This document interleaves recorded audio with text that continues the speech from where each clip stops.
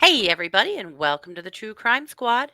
This is Katie Weaver. I'm here with my sister, co host, and partner in crime, Christy Brower. Hello. Hello. Hey, everybody. Happy Now, Monday. yeah, Monday already. How's it going? Good. It's going well. It's just really, really windy. Oh my gosh, that has resulted in some. We were heading up Major stuff. into, we were headed up into Teton Valley to do a home inspection today and got stopped in a little tiny town called Newdale, where there was a line of traffic. And we waited for a while and finally went, we don't have to do this inspection today. Let's just go home. That road, it's called Highway 33. It can be bad when the weather's bad, but it wasn't snowing. It had been raining really hard, but it wasn't snowing or raining at the moment. So what we didn't know is a little further down that road was a straight up whiteout and a 15-car pileup. Yeah. Yeah. Very bad. So yeah, so I'm so grateful we weren't in it, and I hope that everybody that was is okay.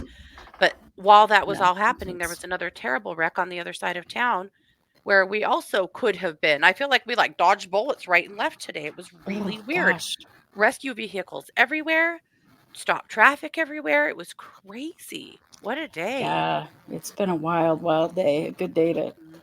stay home if at all possible. Yeah, my gosh. Not great. So, Mm-mm. yeah. So I hope the rest of you are well. Yes. Not dealing with horrible winds. Yeah. Weird weather per normal. That's the normal now. But yeah, ugh, no. But per normal, crime just keeps on criming. And Boy, it just never stops.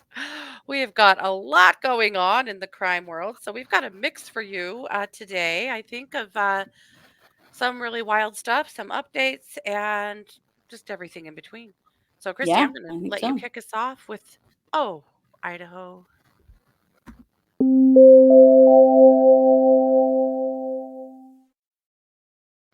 Well, in Idaho's endless pursuit to execute some prisoner, it looks as though Thomas Creech probably really will be executed on Wednesday evening Yeah. this week. So that would be the 28th of February, 2024. So we've talked to you about Thomas Creech before. This is Thomas. Thomas has been uh, in prison for nearly 50 years, on death row for 43. Hmm. And it is unknown for sure how many people Thomas Creech actually killed. He claimed at one point up to 50. But did you know, I just learned this today, when he made those really wild claims, he was under the influence of a drug that was believed to be a truth serum that is Are you now serious? completely illegal to use. Yeah. I did not know that. Wow. So, Thomas Creech Mm, has been about 11 murders have been attributed to Thomas Creech. yeah. And I mean, at no point am I condoning what he did. I just No. do not understand waiting this long and then deciding, well, he's 73 and old and sick. Let's be sure to kill him now. It just doesn't, I don't understand it. It doesn't It make makes no sense. sense. But Idaho has been desperate for Boy, a couple for of an years. execution for 2 or 3 years now. Started Yeah. with Gerald Pizzuto. They tried Hmm. multiple times to execute Gerald Pizzuto. Several death warrants that went unfulfilled. Unfulfilled. Yeah. Scheduling death warrants when they didn't even have the drugs to complete a, a lethal injection, and lots of appeals and all this stuff. So they kind of then have dropped it with Gerald Pizzuto. And now they've been going after Thomas Creech, and there's been a bunch of appeals with Creech. The parole board did deny his request for clemency. It went clear to the Ninth Circuit federal court that did Mhm. refuse to hear his appeal. And that just happened recently. And so it's believed now that really he's exhausted every option, and that it is likely that on Wednesday evening he will be executed. Mhm. Idaho swears up and down that they have the drugs. Now, we don't know how they were procured, because the last two executions that Idaho did back in 2011 and 2012, they got the drugs in a real shady private jet in a suitcase full of money in a Walmart parking lot kind of way. Mhm. Creepy, illegal. The Not hell even are kind of way, exactly that way. Yeah, very. So then, because that information had to be public, the state was real mad that anybody even knew about that shady shit. So now they Mhm. just passed a new law, because this is just the kind of bullshit that happens in this state. They've Mhm. now passed a law that information is confidential. So they say they've got the drugs now. We don't know how Mhm. they were procured, what drugs they are, if they are legal, if they are medically safe. We don't know. No. But we're probably going to find out on Wednesday. Mhm. So Well, just find out watching, something. find out something, right? Yeah. We're just watching closely these cases, because there've been so many problems in the last really 20 years Mhm. um, with lethal injections across the country. Then, of course, there was the recent nitrogen gas execution that went very wrong. Mhm. And as usual, this is not going well. I don't Mhm. understand why states are not getting the message that we Mhm. need to be done. It needs to stop. Yeah. And it's not to condone anybody's actions. It's that No, of course not. it's wrong. And there's Mhm. no infrastructure to support it, because people know it's wrong. Mhm. And killing people for killing people makes no sense at all. No. But we may actually see Idaho succeed. I don't know what's gotten this state so bloodthirsty in the last few years, It's for these weird. particular prisoners who have been on death row for so long. But Robin Lee Rowe continues to sit on death row for something Mhm. like 35 years, and Yeah. Idaho's not trying to execute her. It's just these old Mm-mm. men, and I Mhm. don't know why. Neither of these men have commit any crimes in prison for decades. Right. So I They don't were know. gonna I don't get why it. did they do it 40 years ago? Yeah, when it was I actually relevant, because it's not Yeah. now. The local article that you'll see in the show notes is very interesting, because it's some interviews with some of the staff that work at the prison that have Yeah. known Thomas Creech for a long time, and what a strange thing this is for them, because they have known him so long and they know Mhm. him as he is now, which is a very different person than he was when he committed these crimes.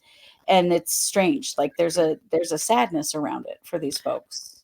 A sadness and kind of a plea, like, you don't understand what this will do to the jail, to the prison, to the Yeah, morale here, to the prisoners, to right. everybody. Like, it's just a bad thing, Yeah, but yeah, it is. But what does our governor care? He doesn't, no, he does not. obviously. No. But it is a strange thing to think that he's been Mhm. in that prison so long that people have like worked their entire careers and retired knowing him. Yeah. Yeah. The judge that actually convicted him of the crime that put him on death row has himself come out and advocated for clemency at this point. Mhm. I Yeah. think everybody's going, why now? You've Mhm. waited all this time. Why now? Mhm. It's so arbitrary at this point. Yeah, it's weird. It is But weird. I want to document it and tell you all about it, because we need to be aware of the bullshit that's happening around the death penalty all over the country, and this Idaho is a prime example of it. Yeah, definitely. And with that, Katie, I'm going to kick it over to you for some WTF news. Okay.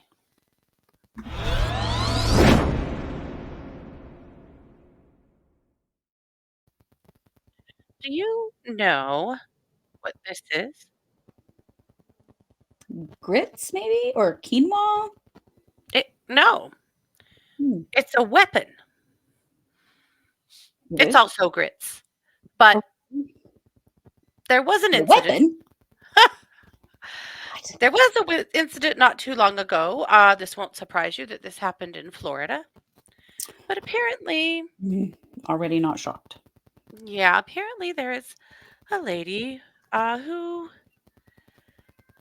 had become homeless and went to live with her mother for a time in a household of children. I don't know that the kids were hers or they were someone else's, but there were kids that lived there as well. And she Mhm. got up one morning and mom was already up, bustling around the kitchen, making a pan of grits for the kids for breakfast.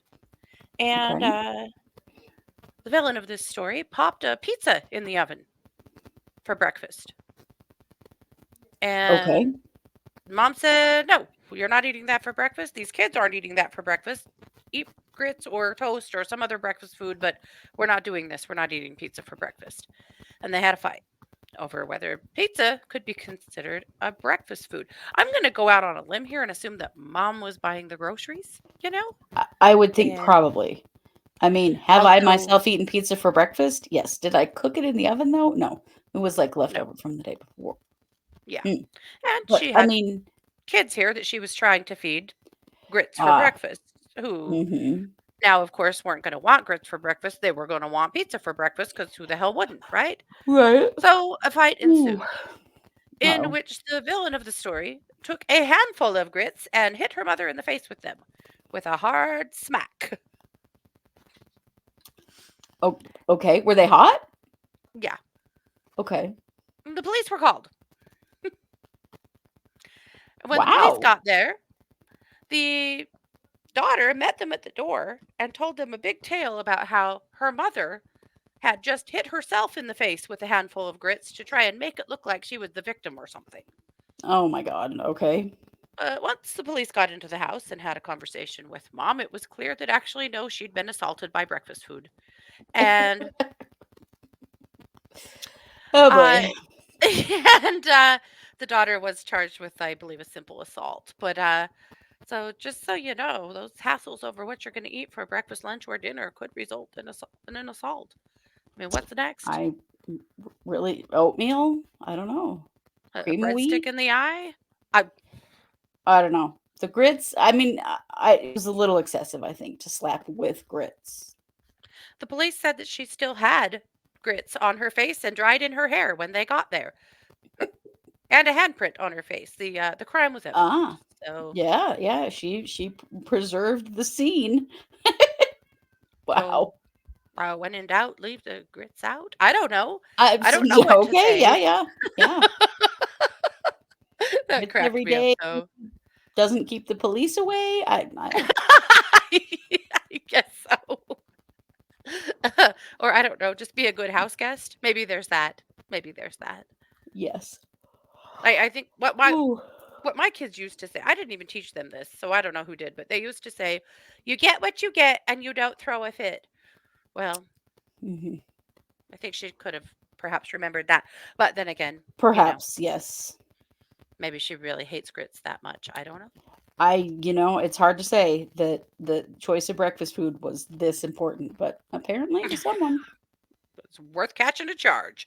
So, with that, I'm going to turn the mic back over to you for some more WTF news. Yeah.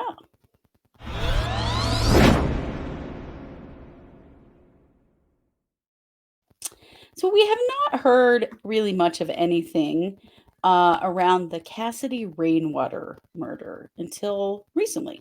Yeah. If you recall, this is Cassidy over on the right there. And these are the two men who have both pled guilty to her murder. Hmm. And we know that this was a particularly heinous murder. She was tortured. It was really, really bad. And there was some concerns about potential cannibalism around it. Like it was a big deal, if you will recall. Awful. Yeah. And James Phelps and Tim Norton are both serving life sentences for murder. Yeah. Well, something interesting has happened. Someone has taken on the case of Cassie Rainwater's children, and I believe she had five. She had quite a few children. Hmm. They were represented by an attorney named Amanda Johnson. Um, and they have sued James Phelps and Tim Norton for wrongful death of Cassidy Rainwater, and they were just Mm. given a default judgment of $30 million. Yeah. I mean, cool, cool, cool. However, those idiots are in prison for life. Like I was very confused by this at first, going, well, Mhm. I mean, that's great and all, but they didn't even respond to the lawsuit because they're in prison and can't hire an attorney to represent them anyway. Well, these And fools so it both was had a public defenders, so we right, they know they did. didn't have any money.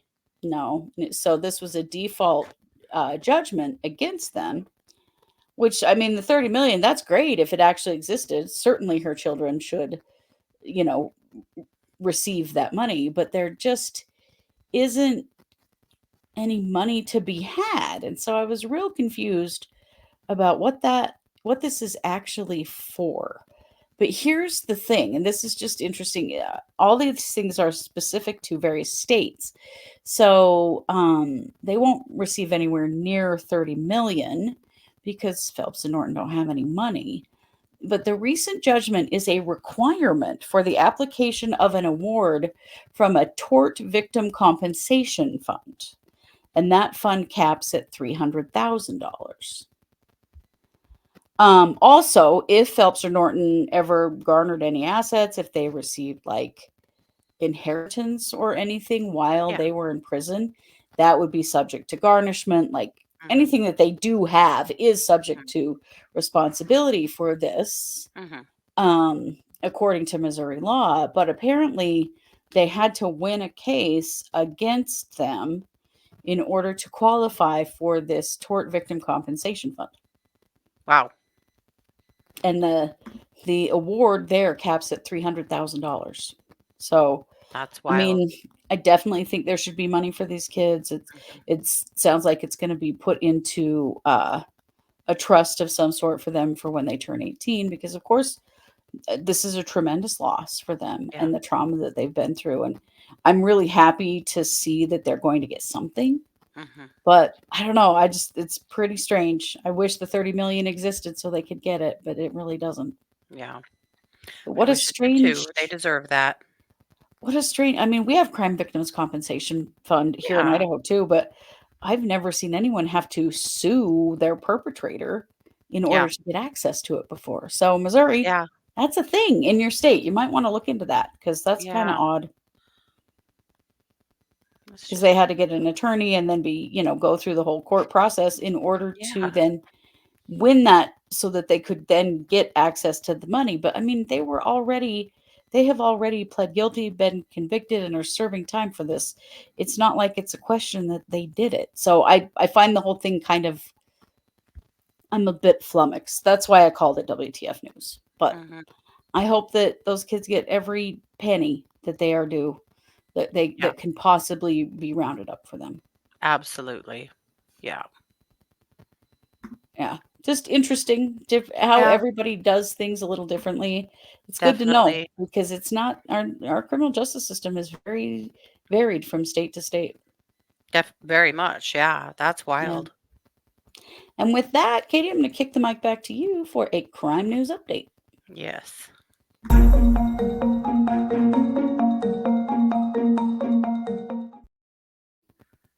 Okay. This is Tabitha Smith. Tabitha Smith was a mom, a friend, a very beloved person in her community by a lot of people. Uh, Also had Okay. some challenges in her life, and that really came to light here a couple of weeks ago when there was a domestic dispute and Tabitha was arrested. Mm, This was in Tennessee, and she was arrested by a deputy, a very new deputy named R.J. Leonard. okay. Robert John, I believe he went by R.J. Mm-hmm. And Deputy Leonard was very excited, apparently, to have his first arrest. He'd only been on the job for a couple of months, had his first arrest. He Okay. had handcuffed Tabitha and placed her in the back of his car and was driving her to take her in. And he was so excited because he finally had his first arrest. And while he was driving Tabitha, this was at night in rural Tennessee, where, according to the sheriff, the roads there are very tricky, and there are some corners that are particularly tricky in the dark, that there have been a lot of accidents on by Oh, people who aren't from there. Well, okay. RJ was, I don't know if he was from there, but he'd been a deputy there for a couple of months. I mean, he'd been on these roads a hot minute, Mm-hmm. but no worries. He was so excited to text his wife and let her know that he had his first arrest. And while he was busy texting Uh-oh. his wife, apparently, he ran his car off the road and into the river, Oh, no. where he managed to get out of the car, though he did also succumb. Tabitha Smith, who was in the care and custody, Tabitha Smith, who had been accused of a crime, not convicted of a crime. Right? Tabitha Smith, who had, I believe, 5 children at home, Oh, drowned in the backseat of that police cruiser and could do nothing to save herself, secured no. in the He's backseat of a cop handcuffed. car. Oh, God. That's awful. Their bodies weren't found until the next day. The car wasn't found until the next day. And of course, they were both deceased. Oh, that's so sad. It's a stark reminder that when you are arrested and taken into police custody or you're in a jail, it is their job to keep you safe. It Right? is their You are. obligation to keep you safe. Right? And in this instance, this was an epic failure. It makes me think of a while back Mm-hmm. when a cop actually pulled a woman over on the railroad tracks.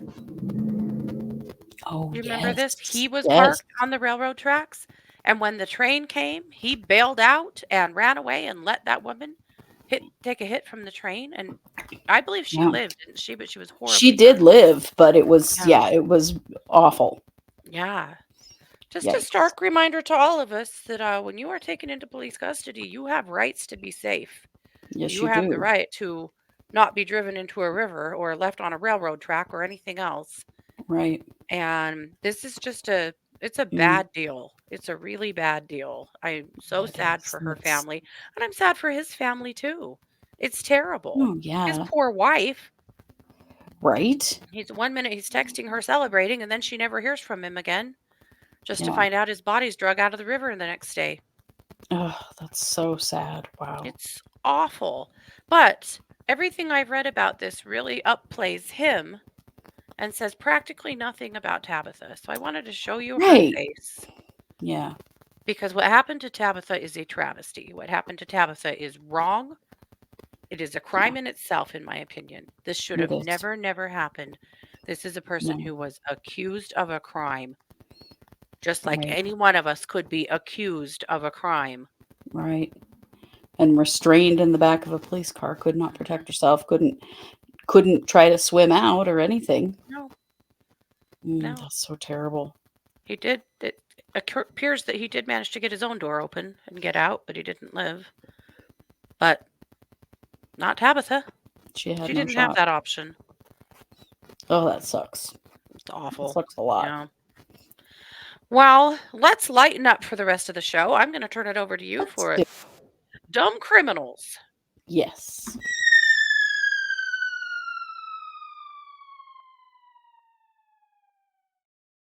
I love that visual. That dumb criminal falling down a hill. Yep. Well, we all know this dumb criminal right here, Miss Mm, Kori Richins of Utah, who is accused of murdering her husband, poisoning him, and, then writing a book about it with her poor little boys and how sad they were to lose their dad and how they grieved it. And the whole time she was the one who did it. Remember this? Well, you might recall that there was a letter um, that she apparently read to her mother and had in her cell. And if you remember at the top of it, it said, "Walk the dog," hmm in reference to it's a movie reference. But the letter was all about all the stuff she was doing to lie to and basically punk her own defense attorney. Mm-hmm. Uh, and that there were some real problems with that. And uh, there was a desire to get this letter. Oh, remember, Sky Lazaro is Mm-hmm. the defense attorney. Well, the prosecution wants it in this Mm-hmm. into court because there's really some admissions in there. Yeah. Also, just the way that she's been lying to and manipulating her defense attorney, and trying to force her family members to do all of these things for her and Right. And to to mess with admit to her late things and husband's mess with her family. attorney. Yeah. Yes, yeah, it's really bad. Well, guess what? 4 pages of that letter are now in Mm-hmm. as evidence. So the question has been, because this letter was written to, well, suppose some of it to Sky. I don't know. There were questions about, is this privileged information or not? Right. And so there was a big review of the letter, because the letter's like 30 pages long. It's really a Mm-hmm. lot.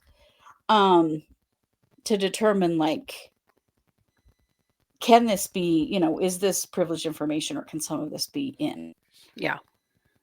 Well, they have determined that yes, in fact, some of it is privileged information, but some of it is also not privileged information, and the defense is required to disclose it.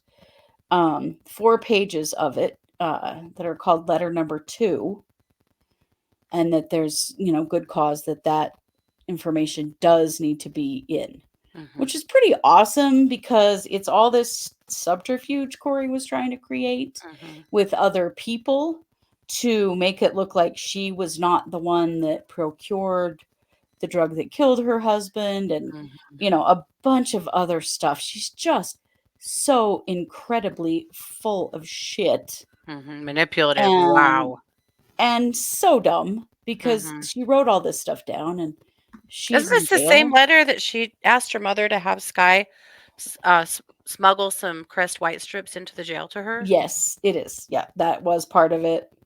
Yeah. So we had covered it a while back. So I just wanted Mm-hmm. to say, hey, thanks for being an idiot, Kori Richins, and writing all this shit down so that it can now be used against you in court. Because she has been an absolute pain in the ass in every way you can imagine in the Utah courts. And now this is just more evidence against her, written by her own hand.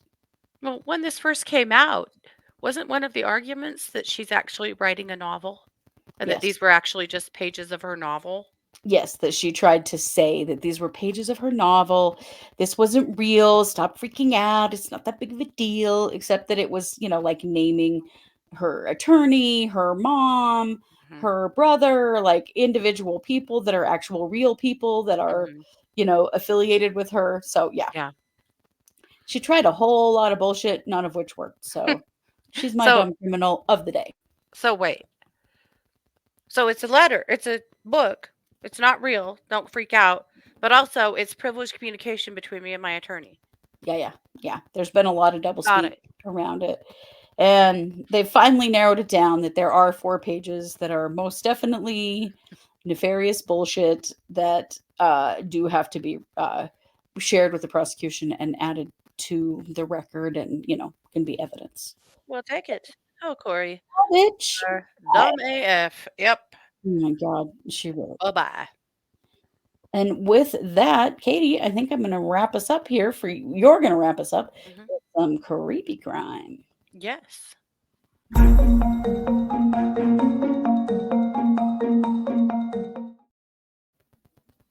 Are you familiar with what this is? Is that an anaconda?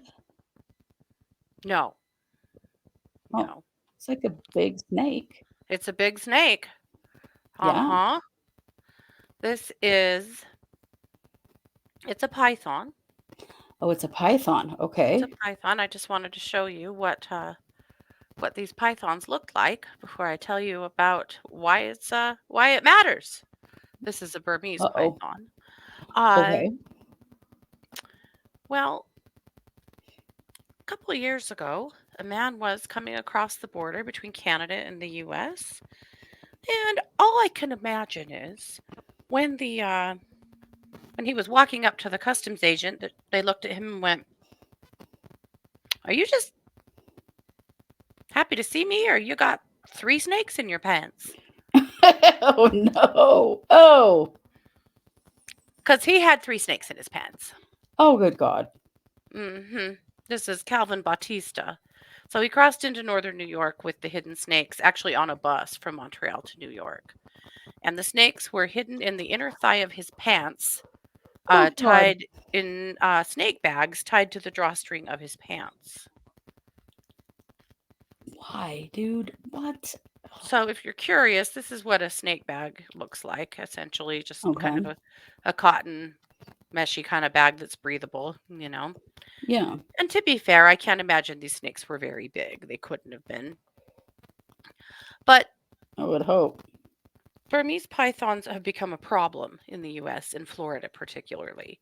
Oh And yeah. so Burmese pythons are not legal in the US anymore for that reason. He paid $2,500 for them in Wow. Canada. Uh-huh. So the importation of Burmese pythons is regulated by an international treaty and U.S. federal regulations listing them as injurious to human beings. Mm, Well, why? I mean, they're pythons. They right. aren't venomous, but they get huge in certain climates and are getting to be really, really hard to control. So this is what the Because Florida Fish and there's Wildlife says. They say Burmese pythons may bite to defend themselves. Small individuals are not generally dangerous to people or pets. However, larger Burmese pythons have large, sharp teeth, and their bites can cause severe lacerations. Large animals are also fully capable of eating dogs and cats. oh, Virtually all bites occur when the snakes are intentionally provoked. yikes. hmm If you have the guts to go on the internet and look up Burmese pythons, you will find videos of them eating things that you can't even believe. Oh, yeah, I'm sure. hmm I'm gonna take a hard pass on that, but So you're not supposed to bring them into the U.S. For that reason. We don't really want them because there's problems associated with mhm. them. But again, Carlos thought it would be wise to bring them into the U.S. He was finally sentenced this last week, and he received a $5,000 fine and 1 year on probation. So hopefully It he's doesn't given seem up like the quite enough. stuff. But the idea to me of having 3 snakes hidden in your pants is I mean, that's terrifying for anyone. But talk about dumb criminal. God. Oh, I heard that they were only 3 inches long, but he said they were 8 inches long. I'm sure he did. Yes, that sounds about right. hmm Oh, that's terrible. And that's what we've got. Yikes. I mean, that's enough. I mean, if that's not enough to That has to be enough. really keep you up half the night thinking about, no, I'm not going to think about it. I don't want to think about that. That's gross. Okay. Snakes in your pants. Yeah. Don't do that. Just don't even do that. Just just don't. Yeah. Yeah. Okay. There's so many more jokes I could make about penis envy and stuff. I'm just not going to do it. I'm just not. It's I'm just not going to yeah. do it. I'm not going to say his penis was envious of those snakes. I'm not. Yes, I did. Okay, I said it. Okay, we're going to let it go. Alrighty. Okay. Well, this is our Monday episode, so we'll be back Tuesday with a brand new episode, Wednesday night with case updates, and then, of course, another episode later this week on Thursday. Mm, And keep an eye on Patreon because in the next 2 days, we'll have 2 brand new Patreons coming in. mm, If you are not a patron, you should be. You can join our Patreon by heading over mhm, to patreon.com and just look for the True Crime Squad, or just go to truecrimesquad.com and there's a link there to connect you to our Patreon. So either way, mhm. we have various levels of subscriptions. It's super cheap, but it does help support us and helps support the work that we do and helps us to keep on going. So we appreciate all of the Mhm. support we can get. So there you have it. This has been yet another production of the True Crime Squad. Take care. Bye, everybody.